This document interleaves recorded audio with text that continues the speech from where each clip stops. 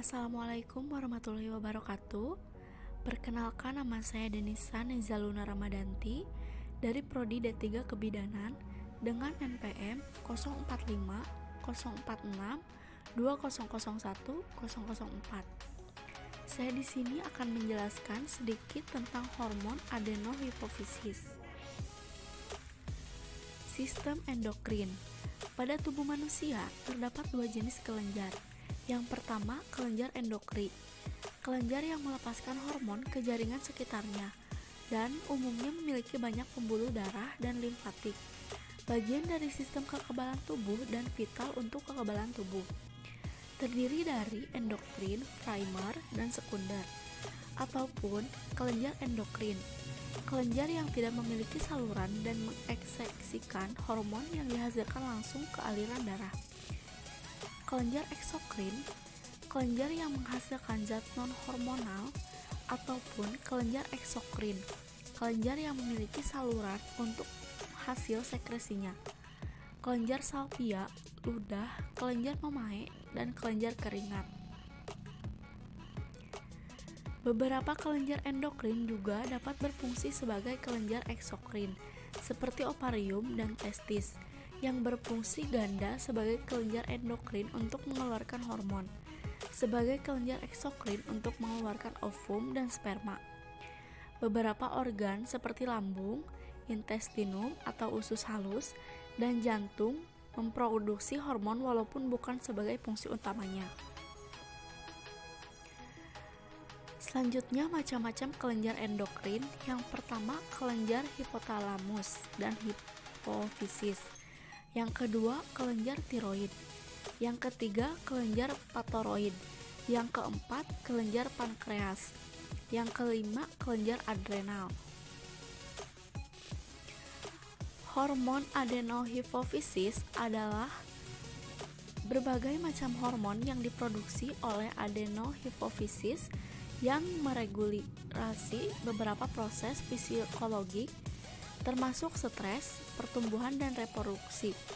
Adapun pengertian lainnya yaitu merupakan hormon yang dihasilkan oleh lobus anterior kelenjar hipofisis atau kelenjar pituitari yang terletak di bawah hipotalamus.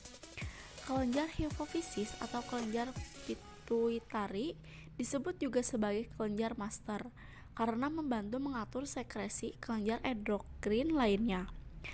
Kelenjar pituitari merupakan kelenjar kecil berbentuk seperti biji kacang pea dengan diameter sekitar 1 cm. Kelenjar pituitari memiliki dua bagian, yaitu lobus anterior dan lobus posterior. Letak kelenjar hipofisis.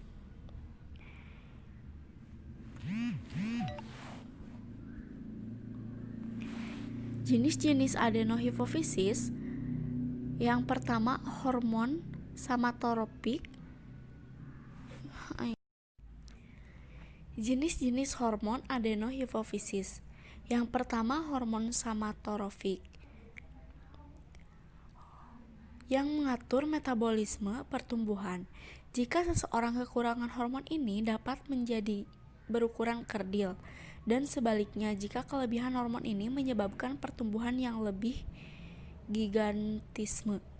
Selanjutnya, hormon prolaktin, hormon yang berperan dalam proses laktasi dengan mempengaruhi fungsi kelenjar susu dalam mempersiapkan, memulai, dan mempertahankan laktasi. Selanjutnya, hormon laktogen plasenta adalah hormon plasenta molipeptida yang merupakan hormon yang dikeluarkan oleh sinsitirotoplast selama kehamilan. Selanjutnya, jenis-jenis hormon adenohipofisis. Yang pertama, hormon tirotropin, hormon yang dihasilkan oleh kelenjar hipofis otak bagian anterior dan berfungsi untuk memelihara pertumbuhan dan perkembangan kelenjar tiroid dan merupakan stimulator bagi sekresi hormon T4 dan T3 yang dihasilkan oleh kelenjar tersebut, berfungsi mengatur suhu tubuh manusia untuk mendeteksi ketidakseimbangan dan kelainan fungsi pada kelenjar tiroid untuk menjadikan stimulator bagi perkembangan hormon. Selanjutnya hormon LH. Hormon yang dihasilkan oleh sel gonadotropis di bagian kelenjar hipofisis anterior, terdapat pada reproduksi pria dan wanita. Pada pria, intestinal cell-stimulating hormone. Peran hormon ini pada wanita sebagai ovulasi dan perkembangan korpus, luteum dan merangsang sekresi estrogen dan progesteron. Sedangkan pada pria merangsang pembentukan testosteron oleh testik, persiapan perkembangan alat kelamin tambahan seperti ductus deferens, dan merangsang sel Leydig mensekresi dan melepaskan testor. Hormon FSH. Hormon diproduksi oleh sel-sel basal hipofis anterior sebagai respon terhadap gonadotropin releasing hormone yang diproduksi hipotalamus. Pada wanita memiliki jumlah bervariasi, seperti siklus menstruasi berlangsung dari jumlah tertinggi hormon ini akan terjadi tepat sebelum ovulasi atau pelepasan sel telur, sedangkan pada pria memiliki jumlah tetap konstan. Selanjutnya jenis-jenis hormon adenohipofisis. Hormon kelompok 3 yang diproduksi adenohipofisis terdiri menjadi 3 hormon, ACTH, MSH, dan LPH.